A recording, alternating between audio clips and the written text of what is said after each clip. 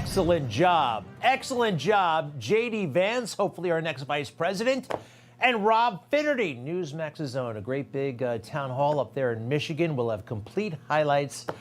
Very impressive men, both of them. And all right, that should be great. Hey, Joe Biden, another gaffe that should just render him in the dustbin of history for all time. He's probably going to wind up there if we win next week. Listen to what he said about all of us. Or Puerto Rico, where I'm in my home state of Delaware, they're good, decent, honorable people. The only garbage I see floating out there is his supporters. His demonization of things is unconscionable, and it's un-American. Did you catch that? Just a little while ago into the fundraiser.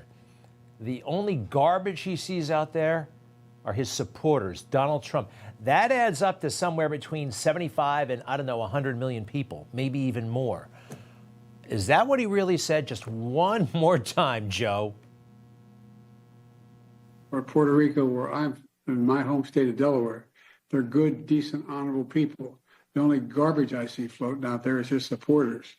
His demonization of things is unconscionable, and it's un-American. All right, you heard what he said. And the White House is trying to spin this. Oh, he was only talking about the comedian. No, this is what they think of us. And Joe, wow, you really are something, huh? How did you happen? That's one for the historians, for the psychiatrists, for the sociologists. I want to find out from God someday, hopefully. All right, let's move on from that because we've got some great news to celebrate. Steve Bannon is home, released from federal prison today. He never should have been there in the first place. That phony subpoena from the phony January 6th committee, it had no legitimacy whatsoever. He had a duty to defy it, and he did. Anyway, just got out of prison, and this guy is on fire. We're going to deliver a knockout blow to your progressive insanity on 5 November, and then we're going to secure the deal after that. And number two, the 4 months in federal prison not only didn't break me, it empowered me. I am more energized and more focused than I've ever been in my entire life. And I can see clearly, just like in 2016 and in 2020, exactly what's going on here and what we have to do to defeat it. All right, awesome. Stay tuned to Steve Bannon. It looks great. Rest, exercise, and a lot of reading and a lot of thinking. It's amazing the people they've sent to jail. Their only crime, really working for Donald Trump. And the larger this list gets, the more it actually incriminates the government and their agenda to get Trump. The only guy who probably belonged in prison was Michael Cohen. And none of these offenses have anything to do with Trump, okay? So, moving on. Oh, take a look at this, please. Kamala, just a little while ago, up in Michigan, has shown she's not getting any better. She is as pathetic. I mean, they make fun of this response, yet she still delivers it. Substantive questions, baby-like answers. What's your message to Michigan voters in terms of the economy? We have auto workers who are being laid off and those who fear that they might be laid off. The average person can't afford groceries or their rent.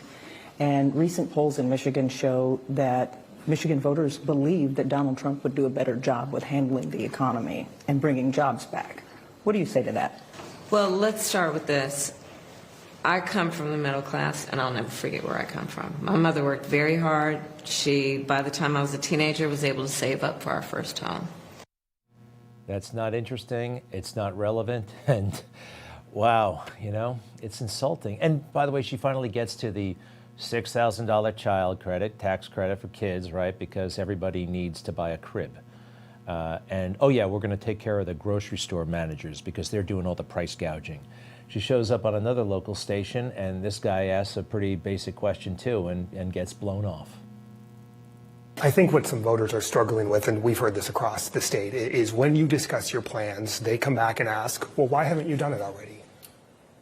Well, I'm not president. You're vice president. Yeah, exactly. But I'm going to tell you what I'm doing as president when I have the ability then to do what I know based on my experience is a new approach that is about building on the good work that has happened, But there's more to do.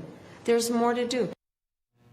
She is not qualified to be summer help at a yoga studio. It is beyond, and that she has come as close as she has. We have major, major problems. I don't think it's going to happen. Do you think it's going to happen? No, we can't. I'll give this for her, though. I'll say this for her.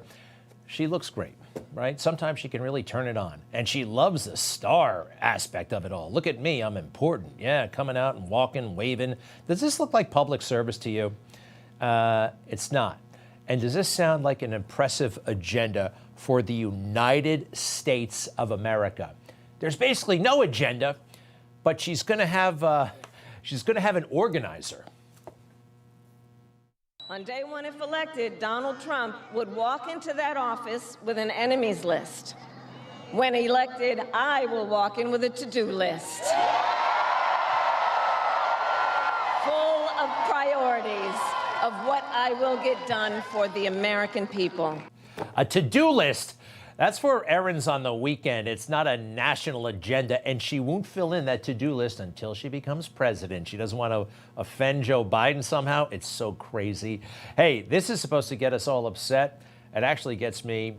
I mean, I'm even more grateful for Donald Trump when I hear things like this.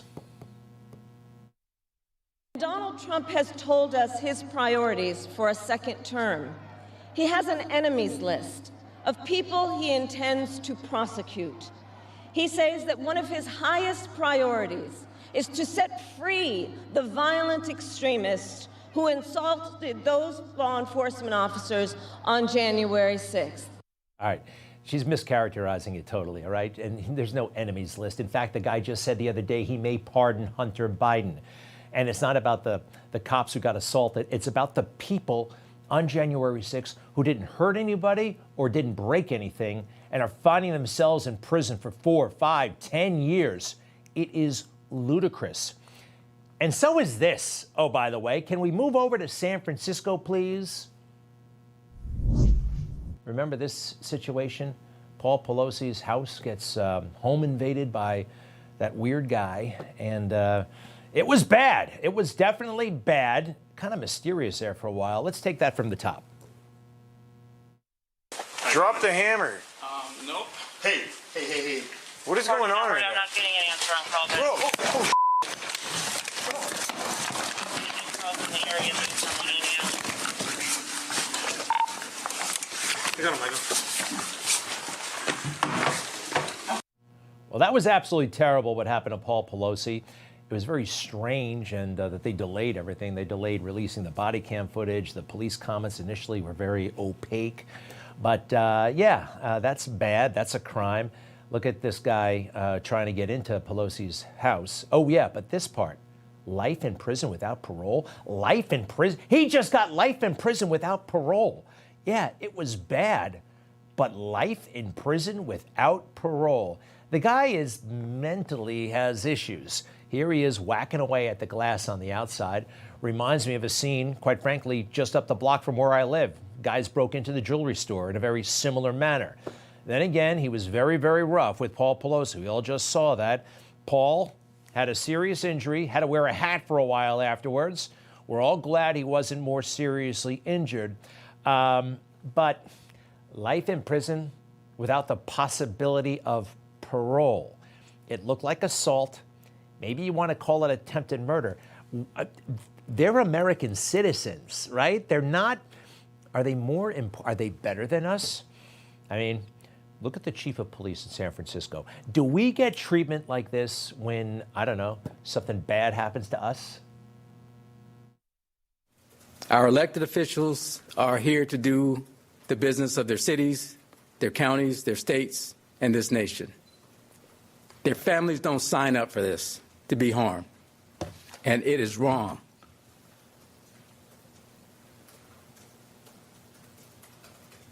And everybody should be disgusted about what happened this morning. It's a grizzled veteran cop. He's disgusted.